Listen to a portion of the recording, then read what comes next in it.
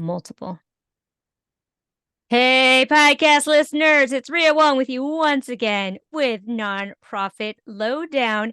Today, we have a very, very popular 107 people registered for this call. Unprecedented. You're like the Beyonce. Robby Fowler. Today, we are talking about using ChatGPT for fundraising. So welcome, Robby. Thank you. I'm super excited and glad to be in the same class as Beyonce. I mean, That's it's a good life aspiration. We should all be so lucky, eh? yes, that's right. Okay, before we jump into it, I'd love for you to introduce yourself. You are a branding and marketing strategist. I was reading your LinkedIn. I like that you said stop random acts of marketing. So Mm, before we jump into the nitty-gritty details of ChatGPT, can you tell us a little bit about yourself? sure. So I help people start, grow, and monetize an online business. The key is an online business that's worth giving your life to.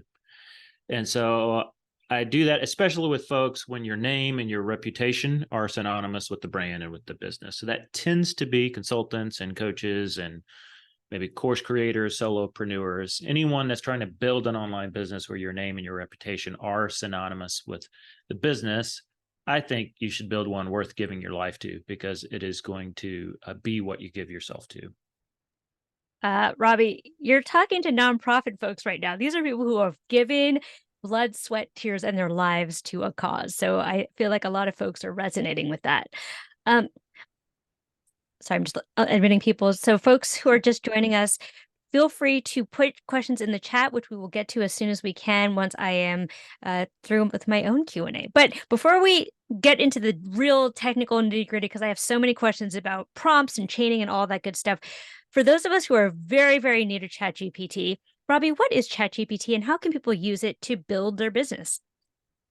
ChatGPT is an online resource that uses AI, which stands for artificial intelligence. And you can like skip all the techie stuff and think of it as if somebody gave you like a free robot assistant. Right. So it is there to help you do lots of stuff. One of the unique things about it, though, is that how you interact with it is fairly straightforward. It's pretty similar to how you would like type out instructions to an assistant. If you had an assistant that you couldn't see face to face because you're remote and you're just typing instructions back and forth, it works kind of like that. So it uses natural language. It can understand what you ask. You can ask it if it understands, and it will tell you yes or no if it needs more details. So it's an online resource. You can sign up and get a free account. And then there is a pro version that's like $20 a month, but it's easy for anybody to go try. And it's the kind of thing probably that's best understood as you mess with it a little bit than it is to try to understand it in theory. But essentially, think of like text messaging a robot that can be your assistant and help you do stuff. It's pretty fascinating. Yeah, I mean, Robby, and for those folks on the call, you inspired me. I created a ChatGPT bundle for nonprofit fundraisers because I Mm. think we're all trying to get our heads around this technology. So, uh, I don't even know where to begin. There's so many interesting use cases, but you know, I think on the early end of things, people can use it to do things like write emails or, for those that they're running grants, like maybe getting a start on grant proposals. On the more sophisticated end, you can use it to as personas, which we'll get into. But what would you recommend to folks who are totally new to it, find it to be super overwhelming, and just don't really even know where to get started? Where to begin? Yes, where to begin is first of all, begin with one AI tool because while we're on this call, Ria, there's going to be like 10 more new AI tools likely that come out while we're doing this call. So it can get real easy to just get overwhelmed with all of the different places you could go to do different AI things. So in this instance, we're talking about one tool, which happens to be one of the most popular tools, and it's ChatGPT. So the first thing, just start there. Okay, so if I was you, I would create a free account at ChatGPT, and I'm sure we can throw the link for that. Like, where do I go do that? Or you can just search for that and you will find it real quick. So that's the first thing. Start with one thing. I would recommend ChatGPT because it is very popular. There's lots of articles and resources you can find, and it's free. Okay. Once you sign up, I would also recommend grab at least one resource to help you begin to use that process. Again, there are lots and lots of places. Ria just mentioned one. I have a buddy and I, and we've created one, so you can find them all over the place, from free resources to blog articles or whatever. But find at least one resource to kind of help you get started using ChatGPT. And then the last thing I would add, this takes a little getting used to until you kind of understand. When you go to ChatGPT and you get started, you're just going to ask it a question. The challenge would be, you can imagine, again, the easiest thing to do is think of this like an assistant, like you just hired a new assistant. So let's say I'm a nonprofit leader and I meet Ria somewhere, just bump into her. I know her because she's super famous. I'm like, oh my gosh, I can't believe I get to talk to her. And I just come right up to her out of nowhere. She's never met me before. And I say, Ria, could you give me 5 ideas for fundraising for my nonprofit? Now, Ria's probably going to be very gracious and generous. If she's really busy, maybe she'll just be like, golly, I don't want to just cut you off. And she will just give me 5 generic things I might go do, right? And if I'm, depending on my experience, those may be helpful, but it's very likely that those are super generic, that they're not going to be real helpful, not going to apply to me. And also, she wouldn't do that. She's going to say, oh, I would love to help, but she's going to, let's catch our breath. Super. She's going to, let's hug it out. Okay. Now tell me a little bit about your nonprofit. Make sense? So this is the same way we need to think of when you're getting started with ChatGPT. You need to tell it what you need help with. And essentially what you're going to find is you start messing around with it, there are things called personas, and you're going to tell it to take on the persona. Like, I want you to take on the persona. You are a helpful assistant. You are a copywriter. You are a marketing expert. You are a social media expert. So you assign it so it kind of knows what role you're hiring it for. Okay. And I think if you'll start kind of with that understanding, because if you just go ask it some generic stuff, give me 5 fundraising ideas for my nonprofit, that's not going to be, again, it might give you something, but that would be just like walking up to Ria and just going, hey, I've listened to your podcast. Give me 5 ideas for my nonprofit. You might be surprised at how often that happens. Okay, wait. So before we get into the technical stuff, because I really love the technical stuff, a lot of what I've heard, and I'd be curious about your thoughts, is, oh my gosh, Robby, this is going to put people out of work, which funny enough, with nonprofits, like the common complaint is that we don't have enough people to do the work. So I'm like, this actually should be great for you. Anyway, what is your response to, like, this is going to put people out of work? And I think this speaks to the technical aspects of ChatGPT. Sure. Ultimately, I don't know that anybody exactly knows the full impacts it will have. It has the feel of a fairly significant disruptor, like the printing press, something like that. Time will tell. Like the internet, maybe like the iPhone. So it has that feel. What impact is that going to have on particular jobs? I think likely, again, I'm just guessing. I don't know. I think likely, yes, it will have an impact on those whose job primarily is maybe niched down execution. Here's what I mean.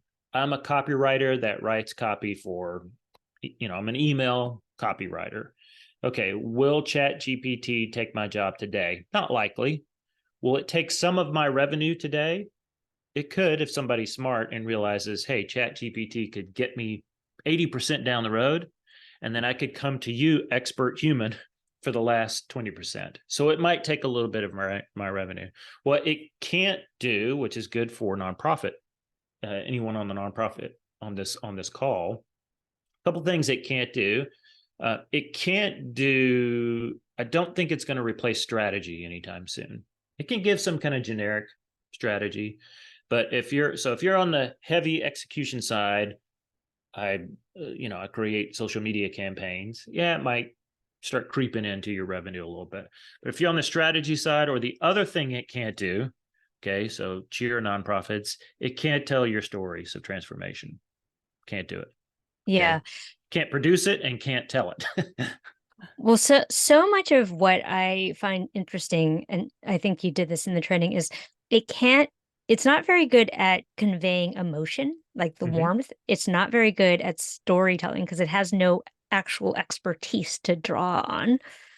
And and frankly, it's not very good at I think it'll get better, but Mhm. it's not very good at capturing brand voice, and I Mhm. know as somebody who works on brand voice, like you are your personality, you are the brand, as it were. So, Mhm. can you talk to us a little bit about, like, is that right? And do you see a world in which ChatGPT can start to get into those lanes?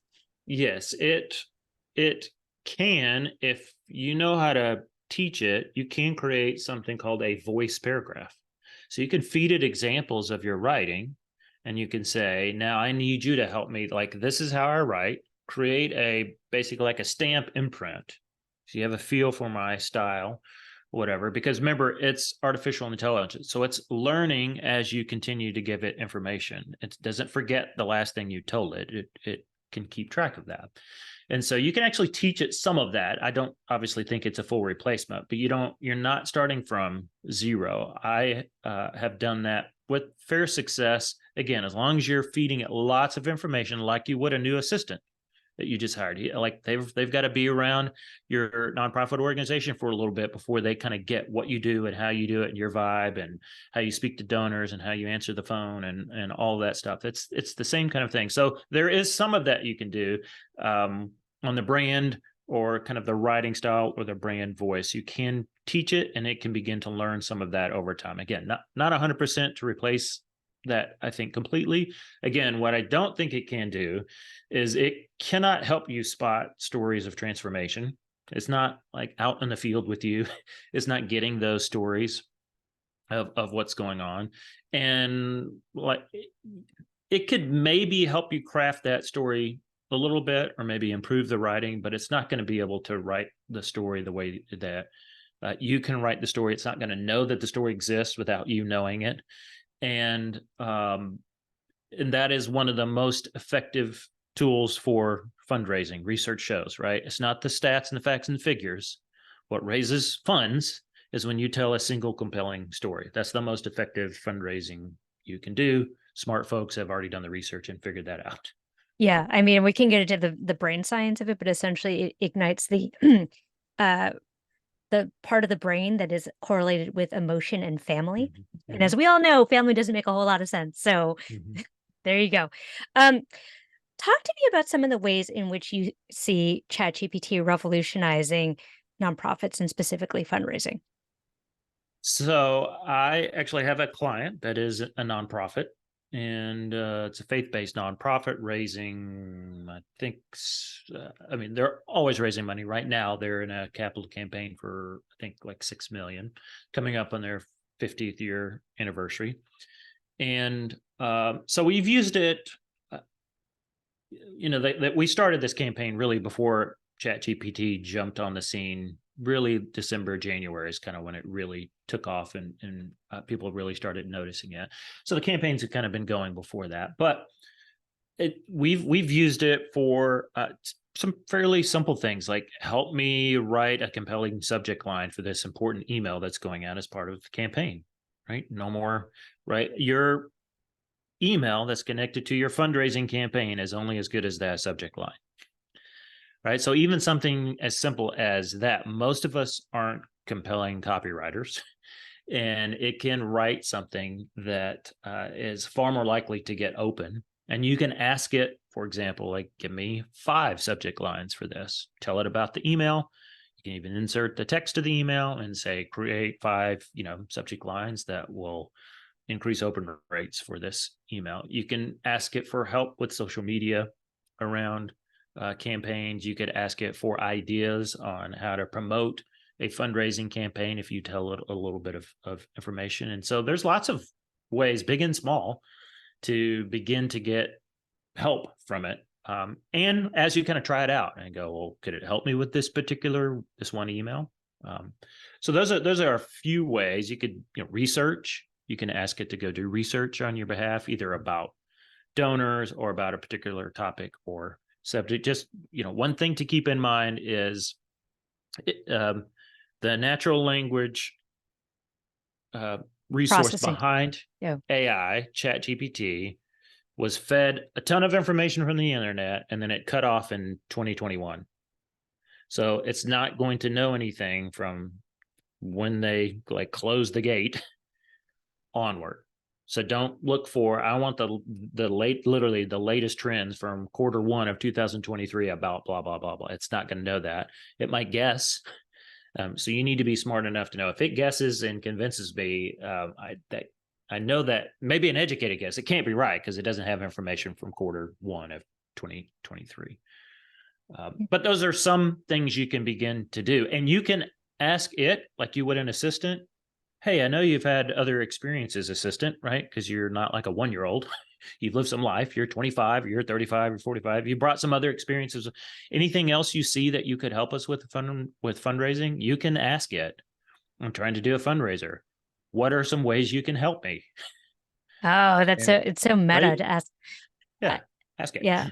A couple of things that I've been using it for. So it's been really helpful to develop a donor avatar. So folks who Mhm. have been through my training know that if I'm trying to think about my potential ideal donor and I want to create an avatar to be able to speak to that donor, it creates like a really interesting profile, which actually is like scarily accurate with some of Mhm. the donors that I had. I also had it do a data analysis for me. So I cut and pasted in a spreadsheet with donors, giving history. I would put in Mhm. engagement numbers, et cetera, and asked it to come up with some insights based on the data that I fed it.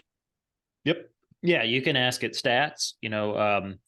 So you could feed it information about donors and say you tell it whatever you want. Hey, break that down into kind of 3 groups of donors: large, medium, small, whatever you want to call it. Right? Tell me how many are in each, what percentage they represent, and what the average gift is in that group.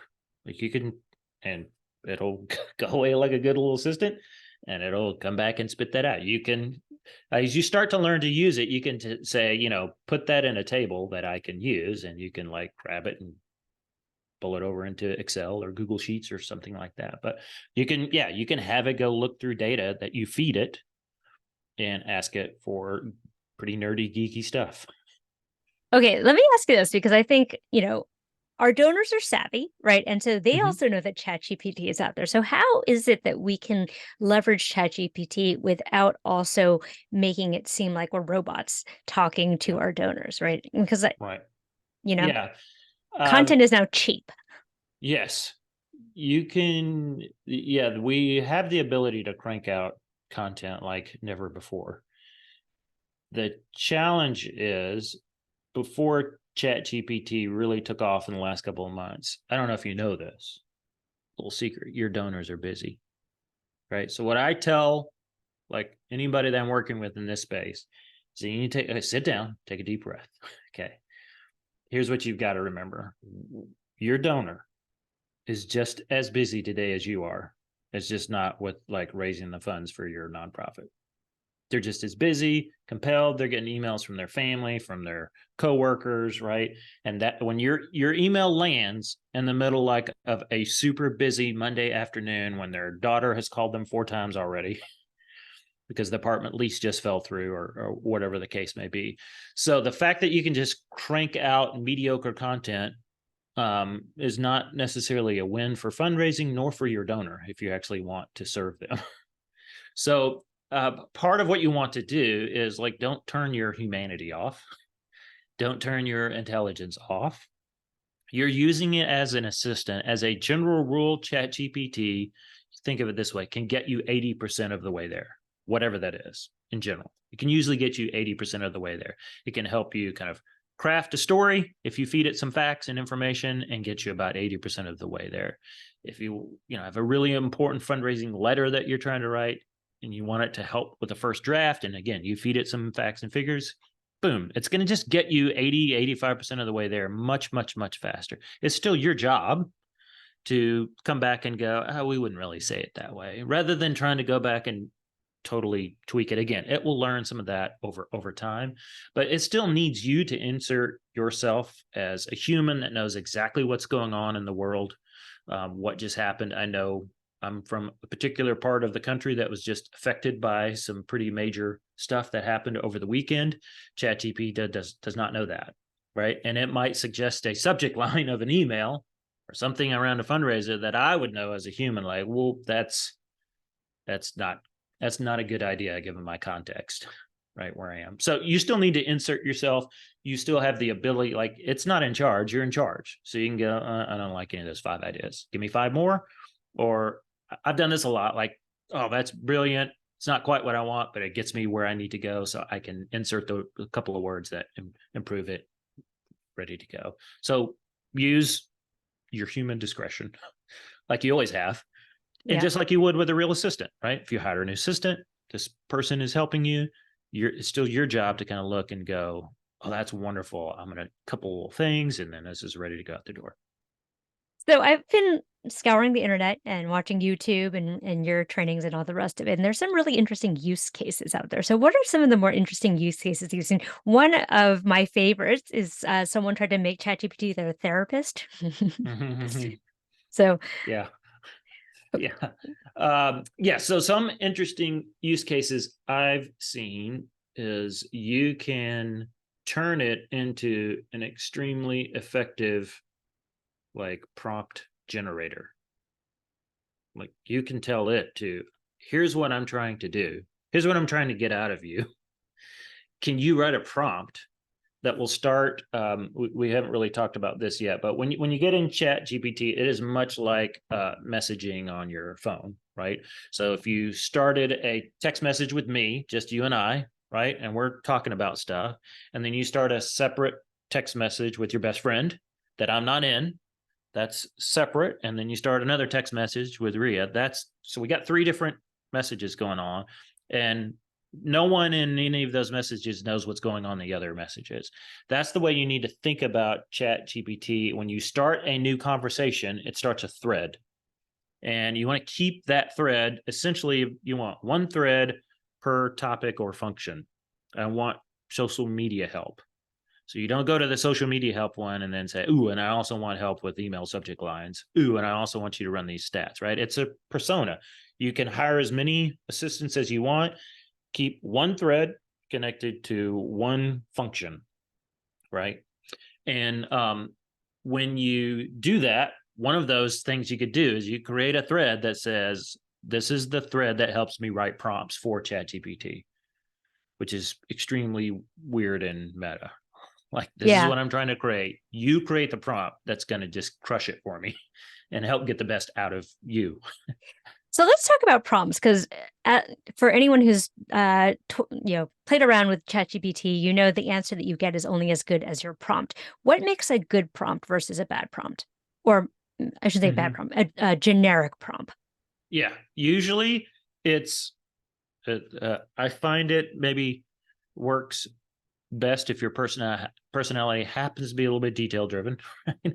Happens to be a little bit like slower, let's get it right the first time kind of thing. If you just start firing away, it might take you a little bit longer to get there. So for those in the room that have a natural inclination towards patience in detail, welcome. Finally, right? Finally, I something kind of mean, we're a bunch in of our New favor. Yorkers. Nobody is patient here on this call. Like, please continue. uh, so yeah, just, you're stuck in traffic. Okay, so just relax. You're not going to get anywhere any faster. So it's really the amount of detail that you're able to give it, particularly up front, right? Up front. So normally when I'm starting something, for you, if you're just doing this for your nonprofit org, then what I would recommend is maybe you keep like a document, like a Google Doc or whatever.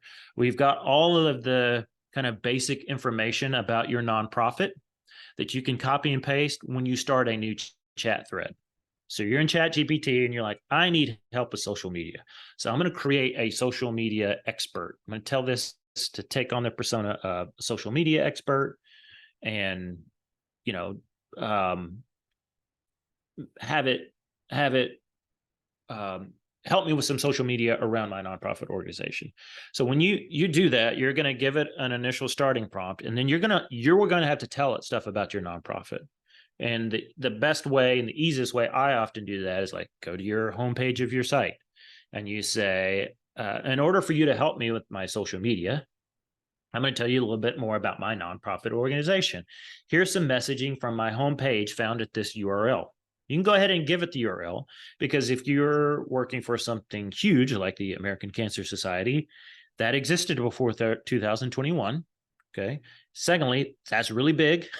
And there's a very good chance ChatGPT already goes, oh, I know a fair amount of information about the American Cancer Society. If you just started your nonprofit last week, right, it's probably not going to know that. If it's a smaller niche nonprofit, niche or niche, I guess, right? Niche for my Canadian friends, then it's not going to know, and you're going to have to tell it. So I will usually start a new prompt thread, and then I would be telling it, this is my nonprofit.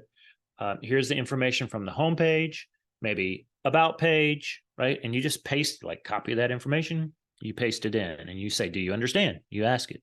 You understand? Yes, I understand that your nonprofit focuses on blah, blah, blah, blah, blah. So I usually, the first 4 or 5 threads, I'm kind of feeding it the same information about my personal brand of business, if that's what it's focused on, for every new prompt. And I found myself doing that again and again. It takes a little patience up front, but then every prompt from there on out, right, results are way improved, because it now knows about, you're not just like, help me with a nonprofit, my nonprofit that you now know about. So, sorry. So you're saying that you go through that process per thread and then Yep. you cut and paste it for Yeah, each new thread that you're starting. Okay. because if I'm starting a social media prompt thread, you are a social media expert that's going to help with conversions and grow my social media accounts to blah blah blah blah blah for my nonprofit organization. Okay, that's the prompt. That's kind of how you start the whole thread up. Then you're going to say, first, let me tell you about the nonprofit that I run or I'm a part of, or whatever your thing is. It was founded, and you give it some basic information, and then you're going to say, found, nonprofit found at this website URL. Here's the messaging from my homepage. Copied my homepage text that's on the homepage of my nonprofit organization website, paste it into ChatGPT, and then at the end of that, before I hit enter, I say yes if you understand, right? And it reads it just like an intern would, an assistant would. It reads through there and goes, oh, I got a little bit. Yeah, I understand that. Great. Here's the section. Here's some messaging from our about page for our nonprofit that tells you a little bit more about our history and blah, blah, blah, blah, blah. Insert the text.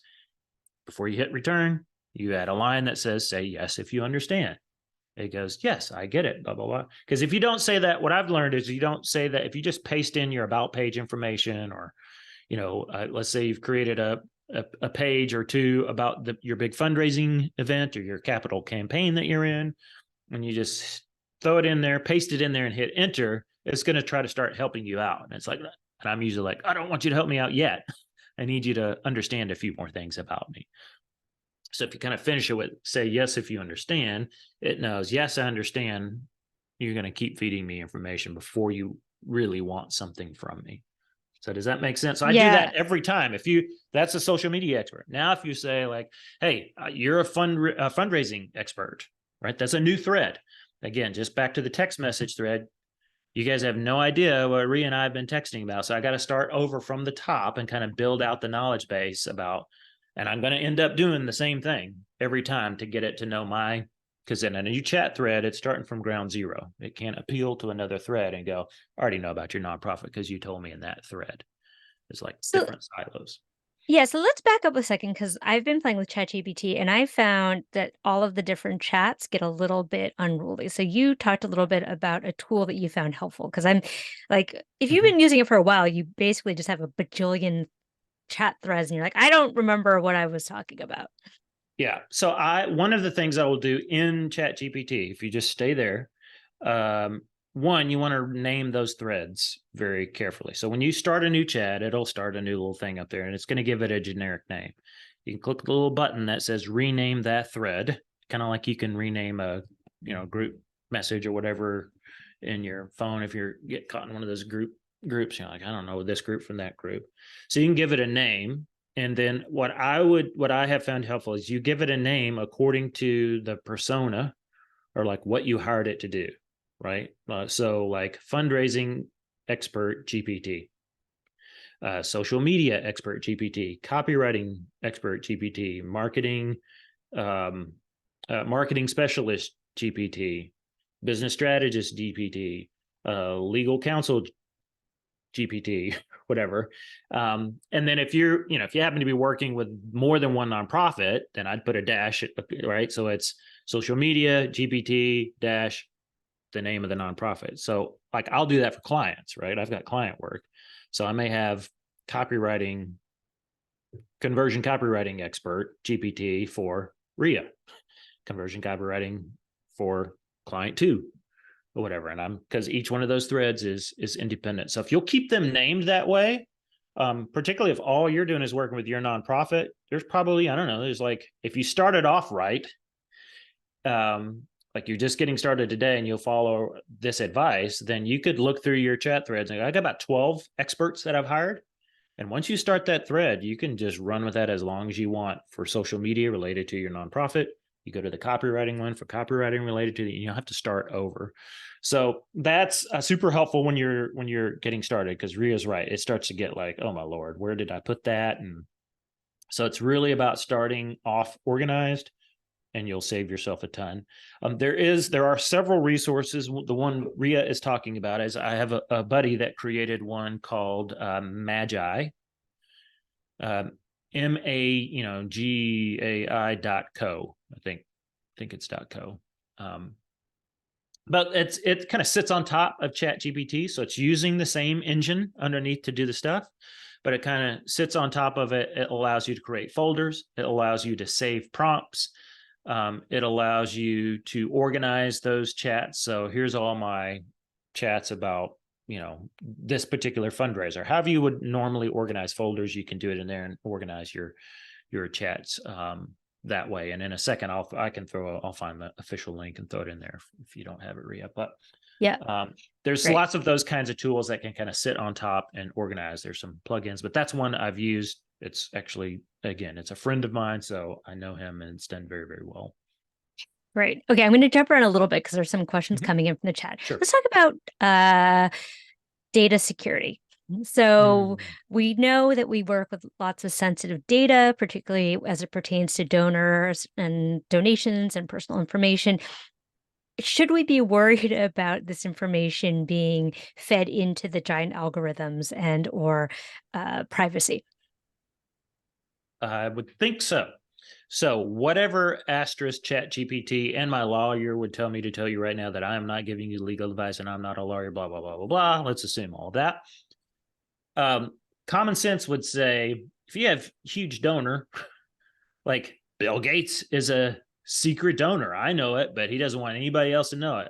I wouldn't be feeding his name and social security number and all that into ChatGPT, right? Not a smart idea. So some things to consider, because they're using the data that we inserted to improve the model, to improve ChatGPT, and to improve the AI. So it is not completely some top secret vault. So know that. So some things to consider if you're using it for anything related to a story or a person connected to your nonprofit.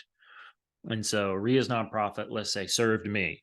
Okay, when you're in ChatGPT asking it for help with the story, maybe you don't use my real name just to protect, right? You can use a fake name, whatever. So those would be some examples. Maybe Ria mentioned, you can dump some donor information in there and then have it to spit back some information, some stats, summaries, whatever you want to do. Like leave off the first name, last name when you insert it in there, right? When you export it out of your fundraising database or whatever, your donor management system, then okay, we'll just don't paste that part in there. So one of the big ones would be names, right?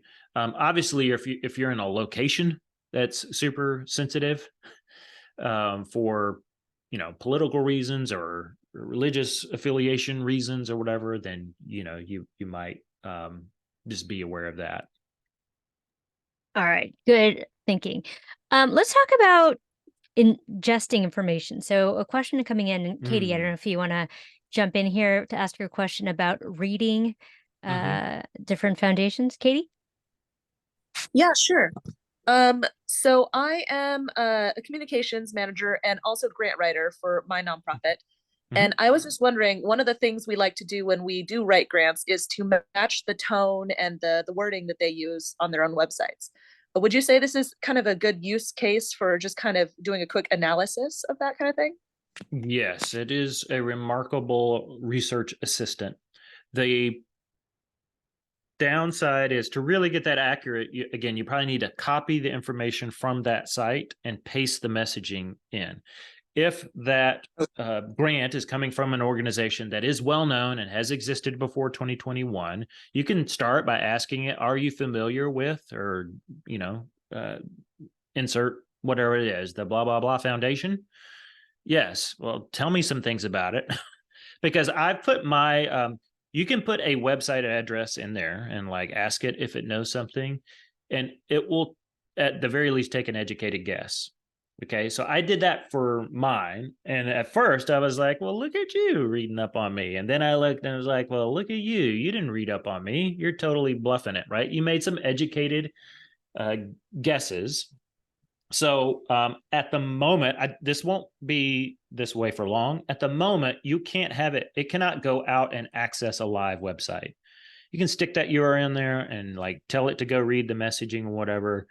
It can guess, or it can guess based on if it's a well-known thing before 2021, it may have information about it. But if it's a, you know, if it's a brand new website that got put up 2 weeks ago, it can't go read that. Now there are plugins and stuff that kind of allow you to go do that, but for our instance, yes, you could do that, paste in the information, and have it do that. Which a good cousin of this is if it's a well-known book, fundraising book, you can ask it, right? Hey, summarize the book. What are the key takeaways from this resource, right? And then you can say, ooh, apply that cool takeaway from that resource to this fundraising project. So there's some cool ways you can get it to both match that or go learn something about. Yeah. And you can, once you feed it that information, you can ask it, what did you notice about the tone, or, you know, whatever of the this organization's homepage or brand. So let's ask a kind of technical question, because I certainly have run into this myself. What do you do, Robby, when the cut and paste thing that you Mm. have is too long? Yeah. Because Yeah. there's a It can limit get to how a, much. yes, Yeah. there's a limit to how many characters you can put in a thread and how many characters it will output. So if you say write a 10 chapter novella on whatever, it's not going to be able to fit all that in one prompt. I forget, I've looked, I forget, I think it's like 5,000-ish characters per what you can insert and what it will output per prompt before it like stops and waits. So this is very common. If Rio wants to take the transcript from this call and like paste it into ChatGPT and then tell it to summarize our call and pull out any key takeaways, that's not all going to fit in one. Like you can't just copy the whole 45-minute transcript and dump it in there. So you can tell it. The best thing I've found is you can tell it over the next 7 prompts, I'm going to paste in the transcript from a call. Okay. I will tell you when the transcript is complete after prompt 7. And then I will usually be very meticulous. At times it like tracks with me 1 or 2, and I go to paste that 3rd one in and it starts generating. I'm like, stop talking, right? I didn't tell you, I didn't need your help yet. And so I will say part 1 of 7, the top, paste that part in. And before I hit enter, I say, and the next prompt, I'll give you part 2. Say yes if you understand. It'll say yes. I'll say part 2 of 7. Paste it in. Before I hit enter, say, and the next prompt, I'll paste part 3. Say yes if you understand. Yes. And if you'll just meticulously do that at the start and at the close of each one of those, then you can get to all 7. You can parse it out in 7, and then you can say, all right, now you have the information. Go do X, Y, Z, whatever you want it to do. Wait, can you tell us the prompt again, just so Mm-hmm. we're So I have said, I had a consulting call with Ria. I'm going to paste the transcript in from the call, and I need your help to summarize the call, um, pull out any key takeaways, highlight any action steps that Ria needs to take, and list any resources mentioned during our conversation. Okay. Say yes if you understand. Yes, I understand that's what you want me to do. And then my next prompt, I'll say, I will paste the transcript from our call over the next 7 prompts. And then I'll put part 1 of 7, hit shift and return. That's how you like hit return without it submitting it. Paste a section of the transcript in that I feel like I'll do that. Sometimes if that's a transcript, I'll maybe do it in 5-minute blocks, right? If your transcript has time markers, like, so that way you don't get lost of, oh my gosh, what did I, right? So some chunk that you're like, that'll fit in 5-minute blocks, 1 of 7, right? So you can go look 45 minutes, go do some math or ask ChatGPT, 45 minutes divided by, 5 minutes. What is that? If you forgot your basic division. And then, so this is one of 5. Right. So this is part 1 of 5 of the transcript. Okay. Hit shift return, paste in that part of the transcript, that 5 minutes of text. I usually put close quote. Still on that same prompt, I will say, this is the end of part 1. Say yes if you understand. Yes. Got it. Okay. Okay. That's about helpful. all it'll say. Then you start the next prompt. You say, this is part 2 of 5. Paste in the transcript. Before you hit submit, you say, this is the end of part 2 of 5. Say yes if you understand. Yes. Okay. So that's how you handle something long that you're trying to paste in that's too long to fit in one prompt. When it generates something that's too long for it to fit in one prompt, you can usually tell because it finishes like mid-sentence and you're like, oh, cliffhanger. Yeah. You can just tell it to continue or continue where it left off. But you can usually you can just say continue and it'll pick up right there and keep on cruising. So we've been talking a lot about the creation of content, but I want to switch gears a little bit and talk about analysis and ingestion of content. And questions coming in about, will foundations use this to quote unquote read proposals? And I think that they probably already are. I mean, I know for-profit companies are using this as a way to parse through job applicants.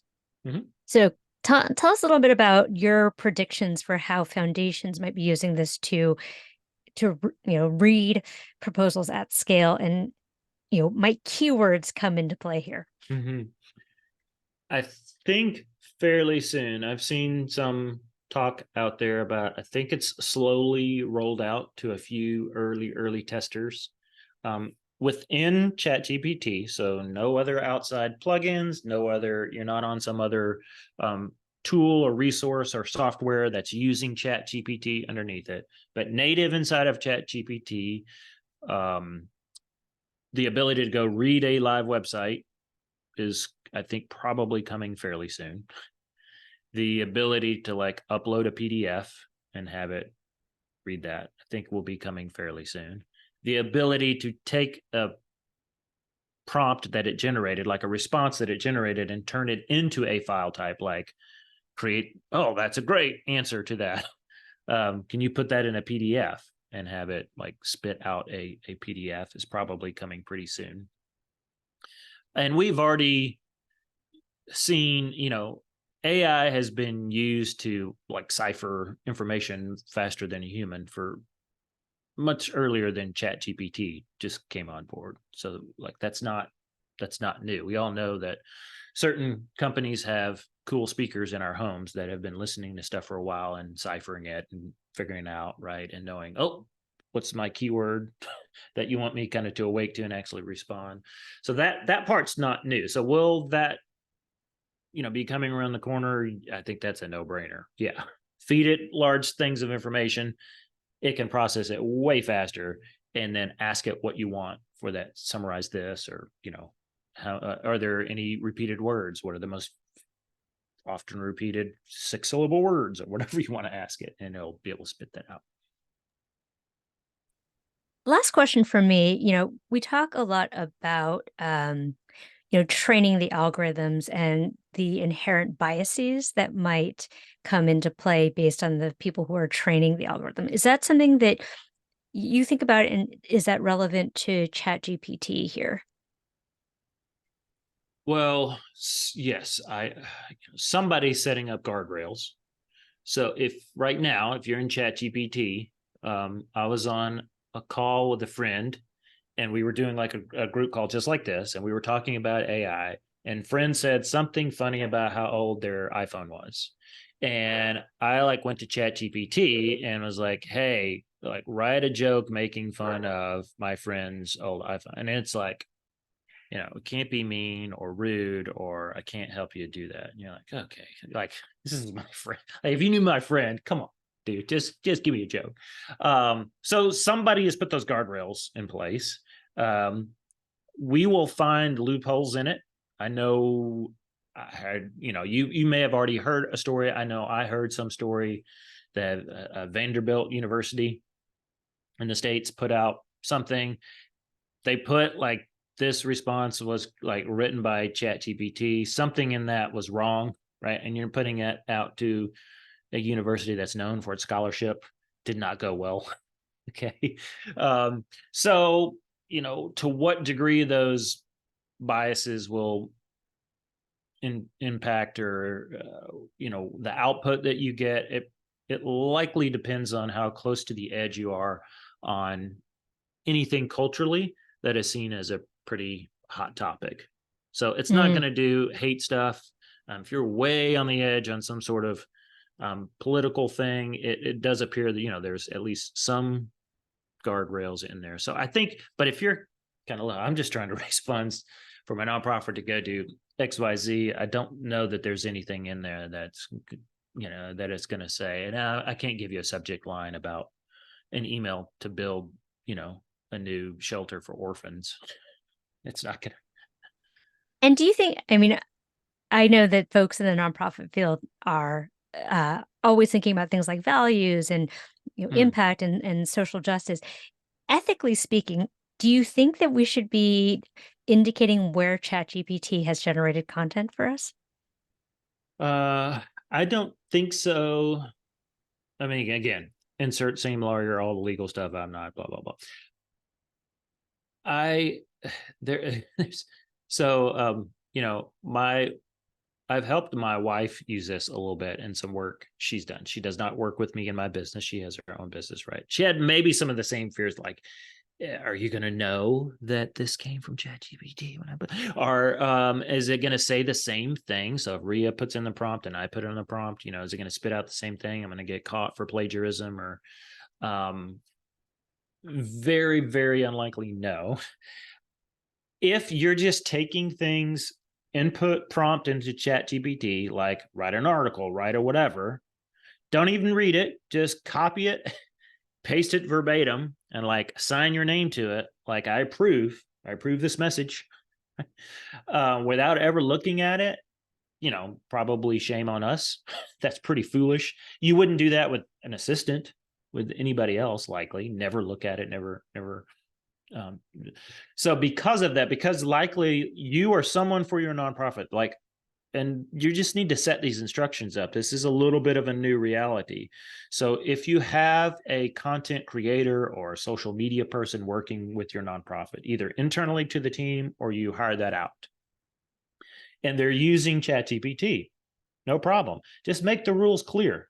Hey, just so we're clear, you're never allowed to take something from ChatGPT and not review it carefully and like sign your name and your job to it. Like, your job's on the line if something goes wrong.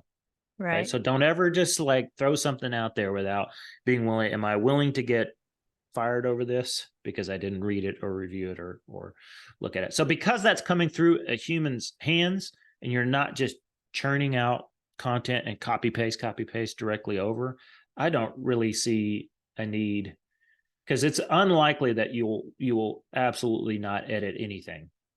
It's going to get you 80% of the way there, you're going to put some final touches on it. So I don't see any reason to go. 83.2% of this was originally generated. Like, Right. nobody's Okay, got time to care for that. last question, Robbie. I know I keep saying last question, but I know we have to let you Yeah. go. I mean, this is changing so quickly. We're thinking about new issues every day. There are new apps online. How would you recommend that folks keep abreast of things that are coming down the pike, right? Because I'm kind of in it right now. I'm like watching YouTube, I'm looking at tutorials, I'm looking at, Twitter. I mean, it's a lot. So how do we stay abreast of the newest and greatest without feeling totally overwhelmed, like our head is going to explode? Right. It's much easier to have head explosion than it is to like not recognize stuff is going on. So if I was you, here's a couple of things. One, you need to figure out kind of what your role is in the nonprofit that you're a part of, and use some wisdom as to the time constraints that puts on you, right? And then factor in your life, like your real life. I get clients that ask me this all the time when I'm asking them strategy stuff, and they're like, "You talking about like at work or at home?" I'm like, well, unless you figured out how to live two lives, I'm talking about one thing. I'm talking about you. Okay. All of us are in different life stages. Maybe you have small kids, maybe you have apartment with like 6 other people that you share it with. So you take all of that, use wisdom, take all that in. And then I would find a trusted resource or two that you want to listen to kind of keep track of this. Because if you listen to 10 voices, you're going to get overwhelmed. If you start just doing searches, like there's list after list after list of keeping up with all the tools. And so limit who you listen to. Like if it's big like this, you'll find out about it. That's why you're on the call. You're like, I don't know anything about this. It came across my desk. I've heard of this. And so I hopped on today's call. Right. So if it's big, like you'll find out about it. Number one. Number two, same thing with the resources out there. There's a bajillion AI resources. So keep it limited. Like start with ChatGPT, get comfortable using it, see if it is helpful for you before you worry about like 10 other tools out there. Don't do that, because you're immediately going to get overwhelmed and overloaded. So be very limited of the voices that you're listening to, of where you're getting information, and be cool, not being like, unless you want to quit your nonprofit and be futuristic AI, got the finger on the pulse of AI, then don't worry about it. Like listen to 1 or 2 places, follow Ria, let her do all the hard work, right? And like let her summarize that for you. And then secondly, same thing with the tools that you use. Of all the AI tools, pick one, master that one, maybe add one more. Don't worry about having more than like 3 in your toolkit. Right now I use pretty much ChatGPT, and that's it. I know there are other ones out there, but Yeah. Good, good, good. Yeah. And I have a couple of resources that I will link in the show notes. There's a directory of new AI tools that are coming out all the time, which can be a little overwhelming.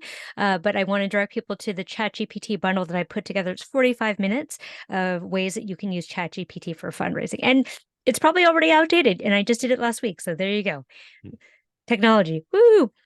Robby, this has been awesome. Thank you so much for everything. I put your information in the show notes if folks want to get in touch with you. Is there anything else that you want to share with the audience? Do you want to talk about your ChatGPT bundle?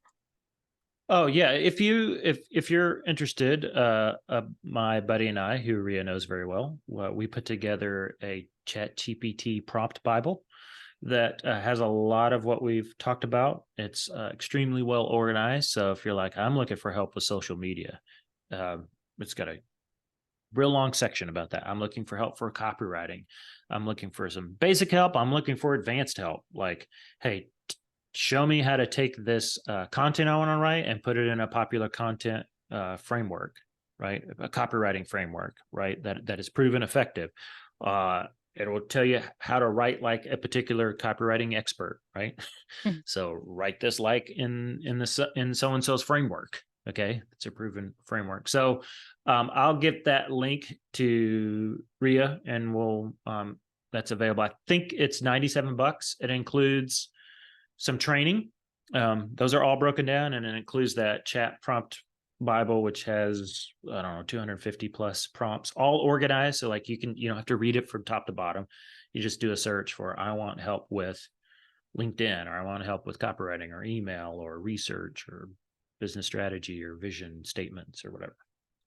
Awesome. Robby, thank you so much for being on the call, for You dropping some bet. ChatGPT knowledge. And you know what, You y'all? bet. Join my Slack community too. It's starting to grow, and I want us to all just share our use cases and learn together, because this is a new technology and we're all going to learn. So thanks so much, Robby. Have a good night. All right. You too.